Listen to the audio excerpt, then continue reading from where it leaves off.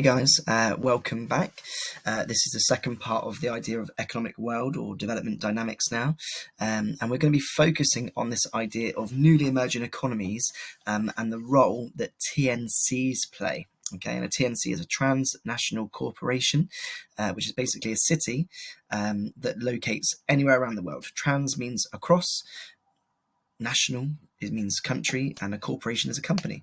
So it basically means a company that locates across multiple countries. Think Shell, think Primark, think Walmart, Asda, KFC, Subway, McDonald's.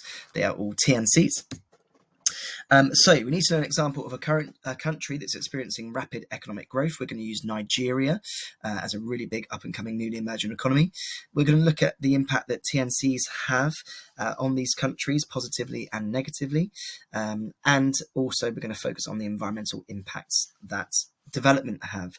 As countries get more developed, what impact does that have on the environment as well? Okay, so students need to be aware of this idea of mint and brick economies. So our brick economies were our traditional countries that were sort of up and coming sort of 20, 30 years ago. Okay, so that stands for Brazil, Russia, India, China, and South Africa. Okay, so there are BRICS economies, and now we have our mint economies as well, which are more sort of modern day up and coming nations. So we have Mexico, Indonesia, Nigeria, and Turkey. So BRICS and mint economies. Okay, so there are big sort of players in the world at the moment, that sort of up and coming nations. Okay, and there's just another map to kind of show you here. There are some new members, literally very recently. So we've got some Middle East countries here as well, and yes, we have got obviously the original members there as well, and we've got some countries that are applying to become members. It doesn't really mean much; it's just like a status thing, but it might mean that countries want to invest in them if they know that they're sort of an up and coming nation. So I think they're kind of fighting for that sort of status. So why have we picked Nigeria? Well, first of all, it is the richest country in Africa. It's also got the largest population in Africa. It's also got the highest farm output in Africa. And surprisingly, it's the 39th richest country in the whole world. So it's a pretty big player on the global stage now. And this is an example, again, going back to a population pyramid, which we looked at earlier for Bristol. And students need to be able to understand, what does this actually show? You can see this is very different to the one in Bristol, which had a much narrower base and a really wide sort of centre. And it did have a much wider top as well. So you need to understand, what does this really show about a country? Well, I can tell you, a wide base means there's lots and lots of babies. They have very high birth rates. In fact, in Nigeria, on average, they have 5 children per woman on average, and there are some cases where they have considerably more. Okay, the fact that it's really narrow at the top means that they have a high death rates as well, and the fact that it's all quite low down, isn't it? It's quite a squished pyramid, means that their life expectancies are really low. So this tells me that although they're an up and coming nation, they're not really spending their money properly yet. You know, it tells me that they've got a lack of contraception because of the high farm output. Obviously, they want lots of kids to help work on the land as they get older, and they're clearly not investing a lot of their money in healthcare because their death rates are really high and their life expectancies are still quite low.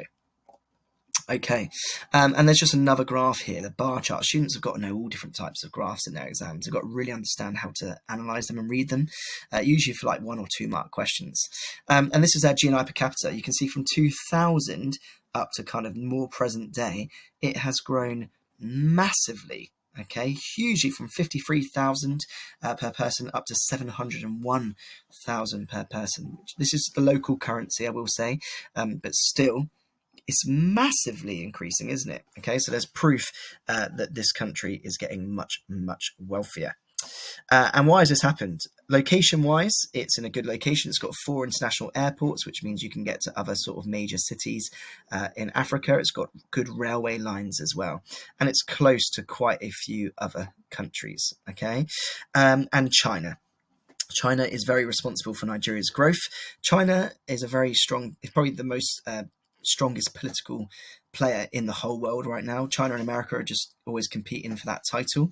And they are investing heavily in Nigeria, like they are in many countries around the world. They've given so far Nigeria $2.3 billion, building them railway lines and things like that. However, China are very clever. They do this because it means that Nigeria are kind of at their beck and call. It's a kind of win-win situation for both countries. And the biggest reason really why Nigeria is so wealthy now is because, like the natural resources we were talking about earlier, they have oil. The Niger Delta down in here has millions of barrels of oil, and China are helping them to kind of export that. And China are saying, look, we're going to help you. We're going to build your infrastructure so you can deliver this to the world, but you've got to sell it to us as well as other countries. Okay, so it's a kind of a win-win situation. But oil and investment are the biggest reasons why Nigeria has become so rich so quickly. Okay, and we're going to focus on a transnational corporation which is going to benefit from this and hopefully benefit people as well. And there are positives. So a TNC, remember, is a transnational corporation. Shell is the example we're looking at here. It provides 300,000 jobs in Nigeria, okay, directly and indirectly. It's very good in that it gives 91% of its contracts to Nigerian companies, so it does benefit local people. And with that, they're contributing massively to the economy through tax, through the workers, but also through business tax as well, and export revenues. So lots of positives, social and economic there. However, some big negatives, guys, especially environmental negatives. Oil spills have polluted fishing grounds and farmland. There was the Bodo oil spill a few years ago. I think it was like 20 million tons or barrels, sorry, of oil leaked across farmland and fishing grounds. That's going to have an impact massively in the long term. It still hasn't cleaned up, and it won't do for hundreds of years. It's stuck there. So lots of locals have had to move away, people who relied on that farmland and fishing grounds. To burn off the excess sort of gas, they also have oil flares, and these are contributing to global warming and also health issues locally, respiratory problems that we talked about earlier. And also an interesting one, lots of locals are stealing the oil. They tap into the pipes illegally, stealing and sabotaging the oil, which is costing the TNCs billions of pounds. Okay, so two different examples here of questions depending on what exam board you're with, and even if you're OCR or WJEC or anyone else, they're going to be similar questions. Everyone needs to know about TNCs in newly emerging economies. So you've got a 6 marker there. Transnational corporations bring more disadvantages than advantages to a host country. Host country is the country that's housing the TNC, so in this case it's Nigeria. And you've got to be talking about Shell for this example if you are going to use that case study or whatever one your school is using. And you'd be having to answer that straight away. Do you think it brings more disadvantages than advantages? You've got to say that. Do you agree? So you would say, yes, I do agree that it brings more disadvantages, or no, I disagree. You've got to get that in your answer, otherwise you're not answering it. And because it's 6 marks, we're looking for 2 paragraphs. Okay, so the most obvious way to categorize this, because that's what we need to think if we're doing paragraphs, is categorization, is 1 on advantages, 1 on disadvantages. And 1 point from each of these points here, fully explained, would be enough for full marks on that question. There's not even any room really for assessment because the command word is explain, which means give reasons for. Use connectives like therefore, this means that, as a result of this. Okay? Bit trickier for LXLB, I'd be looking for 3 paragraphs here.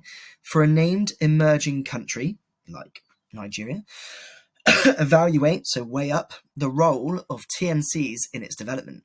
So how important do you think Shell has been in Nigeria's development? So do you think it's really important, quite important, not important? You've got to use those sort of phrases, okay? So do you think the positives, again, outweigh those negatives in the form of its development? I would say it probably has done, because we've seen how much wealthier they've become as a result, okay? And then I would conclude it, making an overall decision again. But again, I'll be using those AO3 themes that we talked about earlier, okay? You might say, well, it has negative impacts in the short term, such as, respiratory problems with the gas flares. However, in the long term, they're making all this money, they're providing all these jobs, so they can reinvest that money in trying to combat some of those environmental challenges. That'd be quite a good conclusion. And then finally, what other environmental problems form as a result of development in newly emerging economies? So we talked about earlier this idea of greenhouse gas emissions, okay? So If you're developing as a country, you are getting more factories. Again, that's going to lead to greenhouse gas emissions and contribute to global warming, having a global impact, but also national and local. To make room for development, with growing populations, housing, new schools and factories, you've got to make room for that. So deforestation and habitat loss, reducing biodiversity there, making links to our physical course earlier. And we've already talked about oil spills, okay, especially if you're using oil companies, okay, like Shell for your development. There's always that risk, and unfortunately, it happens quite often, actually. Okay, so they are the environmental impacts of economic development. Okay, going to leave this one here, and the last two sessions are looking at resources like food, water, and energy. I will see you there.